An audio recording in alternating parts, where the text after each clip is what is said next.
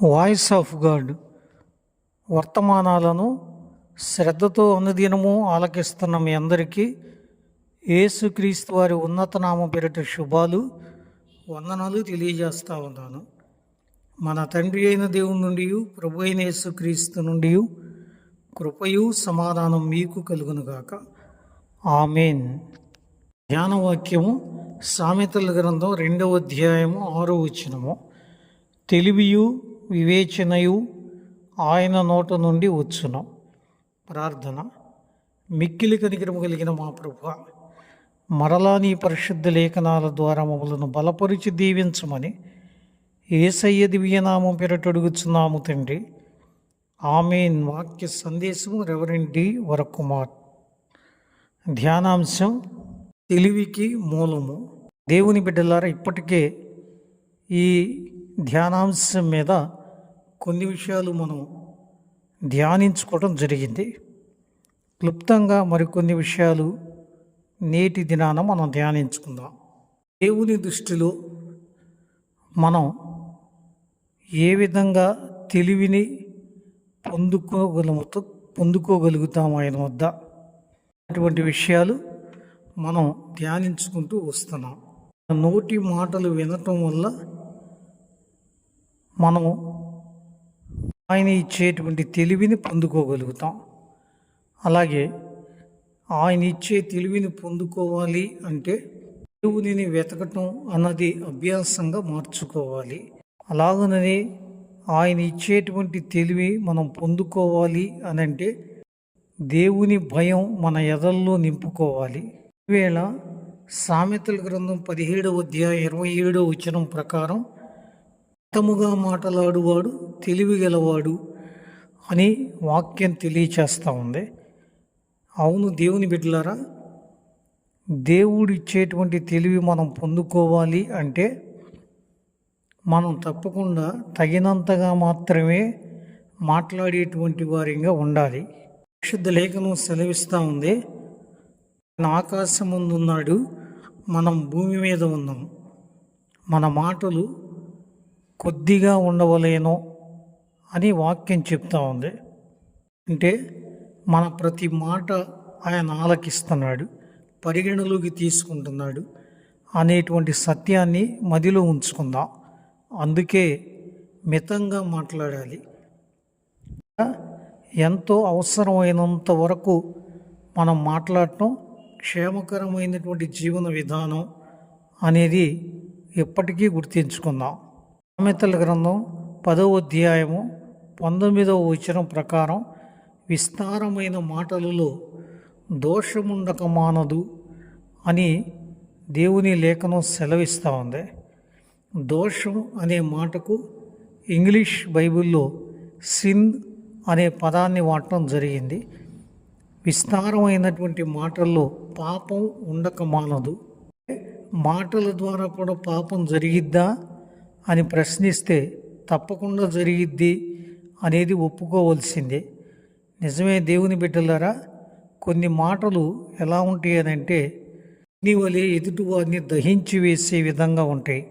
కాకుండా కత్తిపోటు వంటి మాటలు మాట్లాడువారు కలరు అని కూడా దేవుని వాక్యం మనకు సెలవిస్తూ ఉంది. ఆయన ఎరిగినటువంటి బిడ్డలంగా మనం ఎంతో చక్కని భాష కలిగి ఉండాలి. మితమైనటువంటి భాష తప్పకుండా అభ్యసించుకోవలసిన వారమై ఉన్నామని మదిలో ఉంచుకుందాం.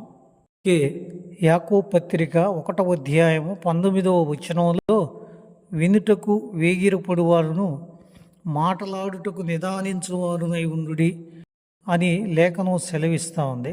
ఎవరు? ప్రతి మనుష్యుడు వినుటకు వేగిరపడాలి అని చెప్పాడు. దేవుని బిడ్డలారా, ఇది ఎవరికో ఒకరికి వర్తించేది కాదు. ప్రతి ఒక్కరికి దేవుడిస్తున్న సందేశం ఇది. వినుటకు వేగిరపడండి, మాట్లాడటానికి నిదానించండి అని సెలవిచ్చాడు. తెలివి కలిగినటువంటి విషయాలను దేవుని యొద్ద ఇంకా ఎన్నో నేర్చుకోవటానికి మార్గం అయిద్దని గుర్తించుకుందాం. మనమే విస్తరించి మాట్లాడుతుంటే ఇక ఆయన మనకు చెప్పేది ఆలకించే తీరిక మనకెక్కడుంటుంది? అందుకే దేవుని బిడ్డలారా, మనం వినటానికి ఆసక్తి చూపిద్దాం. ఇప్పుడు అది దేవుని తెలివి పొందుకోవటానికి మూలం అయింది అని ఎప్పటికీ కూడా మదిలో ఉంచుకుందాం. నాతో నీవు మాట్లాడినచు నే బ్రతికెదను ప్రభు అని కీర్తన రూపంలో పాడుతూ ఉంటాం. నిజమే, మాట్లాడితే మనం బ్రతుకుతాం, తెలివిగల వాళ్ళం అవుతాం, దైవజ్ఞానం అనేది మనకి పెంపొందిద్ది. కానీ మనమే మాట్లాడటం అనేది అధికమైపోయి దేవుని మాటలు ఆలకించనంత జ్ఞానాన్ని ప్రదర్శించాలని చూస్తే దేవుడు తన తెలివిని మనకి ఇవ్వలేని పరిస్థితి ఏర్పడిద్దని గుర్తించుకుందాం. సామెతల గ్రంథం 2వ అధ్యాయం 3వ వచనంలో తెలివికై మొరపెట్టిన ఎడల ఇటువంటి లేఖనాన్ని చూస్తాం. దేనికోసం మనం ప్రార్థన చేయాలంట? తెలివి కోసం ప్రార్థన చేయాలి. చాలా విషయాల కొరకు అనుదినం మనం ప్రార్థిస్తూ ఉంటాం దైవ సన్నిధిలో. కానీ లేఖనం సెలవిస్తున్నటువంటి విషయం, తెలివి కోసం ప్రార్థన చేయి. దేవుడు ఇచ్చే తెలివి మనం పొందుకోవటానికి మూలం మన దగ్గర నుండి ప్రార్థన ప్రభువు సన్నిధికి వెళ్ళాలి అనేది లేఖనం చెప్తున్న సందేశం. దేవుని బిడ్డలారా, సొలొమోను ప్రార్థన చేయటం వల్లే కదా జ్ఞానం పొందుకున్నాడు. తనకు ముందుగా కానీ తన తర్వాత కాలంలో కానీ అంతటి జ్ఞాని లేడు అని మనందరం ఎరిగినటువంటి వారం ఉన్నాం. ఎక్కడి నుంచి ఎలా వచ్చింది జ్ఞానం? ప్రార్థించాడు గనక. అందుకే తెలివికి మూలం ఏంటి అని అంటే ప్రార్థన. అందుకే లేఖనం చెప్తా ఉంది, బుద్ధి విజ్ఞాన సర్వసంపదలు నా యందు గుప్తమై ఉన్నవి అన్నారు ప్రభు అయినటువంటి యేసుక్రీస్తు వారు. గుర్తించుకుందాం, అయినటువంటి దేవుని దగ్గర ప్రార్థించకుండా కలిగి ఉండే తెలివి ఎలాంటి తెలివి ఉంటుందో మనమే ఆలోచన చేసుకోవాలి. ప్రార్థన ద్వారా కొనేదే ప్రభువు నుండి మనకు వచ్చేదే నిజ తెలివి.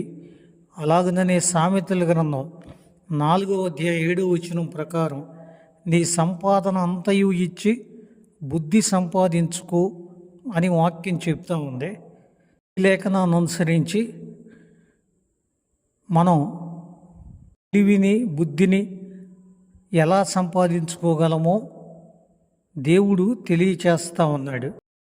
నీ సంపాదన అంతా ఇవ్వాల్సి వచ్చిద్ది అంటున్నాడు. దేవుని బిడ్డలారా, అంటే దాని అర్థం ఏంటి? అక్షరార్థం కాదు. మనం గమనిస్తే గనక నువ్వు ఏదైతే విలువైందిగా ఎంచుతావో, ఏదైతే ప్రాముఖ్యమైనదిగా భావిస్తావో దాన్నంతటినీ కూడా చోట కూర్చినా దేవుడిచ్చే తెలివితో సమానం కాదు. ఆ తెలివి సంపాదించుకో ముందు అనేది లేఖన సందేశం. సాధు సుందర్ సింగ్ గారి జీవితం మనకు తెలుసు. తన సంపాదనంతా వదులుకున్నాడు, దేవుని యొక్క తెలివిని సంపాదించుకుంటూ పరలోక బాటలో ప్రయాణం చేశాడు. సిద్ధాత్మ దేవుడిచ్చిన ఈ లేఖనాలు మదిలో ఉంచుకుందాం. దేవుడు మనకి తెలివి ఇవ్వాలి అంటే తప్పకుండా దానికి మూలమైనటువంటి విషయాలు గుర్తు చేస్తున్నాడు. నేడు మనం ధ్యానించుకున్న విషయాల్లో 3 విషయాలు. మితంగా మాట్లాడాలి, అప్పుడు దేవుని మాటలు వింటాం, తెలివి కలిగిన వారం అవుతాం. అలాగే ప్రార్థించాలి. ఎవరు ప్రార్థిస్తారో దేవుని సన్నిధిలో వారు తెలివిని పొందుకుంటారు. ఏ తెలివి? దేవుడిచ్చేటువంటి తెలివి. అలాగే ఎవరైతే తాము ప్రాముఖ్యమైనదిగా ఎంచుకుంటారో దాన్ని వదులుకోవటానికి ఎవరు ఇష్టపడతారో అనేటువంటిది ఇక్కడ ముఖ్య విషయం. అలా వదులుకోవటమే తెలివిని పొందుకోవటానికి మూలమైద్ది. ఉన్నవి అలాగే ప్రేమిస్తూ దైవ సంబంధమైన తెలివితేటలు, జ్ఞానం, వివేచన అన్నీ నాకు కావాలంటే అది సాధ్యపడే సంగతి కాదని మాత్రం మదిలో ఉంచుకుందాం. ఇచ్చిన లేఖనాలు మదిలో పెట్టుకొని ధ్యానించుకుంటూ దేవుడిచ్చే తెలివిని సంపాదించుకోవడానికి అవసరమైన నిర్ణయాలతో ముందుకెళ్దాం. పరిశుద్ధాత్ముడి ఈ లేఖనాలు ఆశీర్వదించునుగాక. ఆమేన్. ప్రార్థన. దయగల మా ప్రభువా, నీవిచ్చిన ఈ లేఖనాలను దీవించి ఆశీర్వదించండి. మా అందరి నిమిత్తమై దయగల మా తండ్రి, తెలివి పొందుకోవాలి అని అంటే వినటానికి ఎగిరిపడాలి, మితంగా మాట్లాడాలి. తెలివిని మేము పొందుకోవాలి అంటే ప్రార్థనా జీవితం కలిగి ఉండాలి. నీవిచ్చే తెలివి మేము పొందుకోవాలి అంటే మా దృష్టిలో విలువైనవన్నీ దాని ముందు తక్కువని మేము తెలుసుకోవాలి. అలా ఉండే కృపేయండి. వాక్యం విన్న ప్రతి ఒక్కరిని దీవించండి. ప్రతి ఒక్కరి అన్ని విషయాలలో సహాయకుడివై వారిని నడిపించి ఆశీర్వదించండి. తిరిగి లేఖనాలు ధ్యానించుకునే వరకు మీ సన్నిధితోడు ఇవ్వమని యేసయ్య దివ్యనామం పేరట అడుగుచున్నాము తండ్రి. ఆమేన్. త్రియేక దేవుని దీవెన సదాకాలము మీ అందరికీ తోడే ఉండి నడిపించునుగాక. ఆమేన్. అందరికీ వందనాలండి. సెలవు.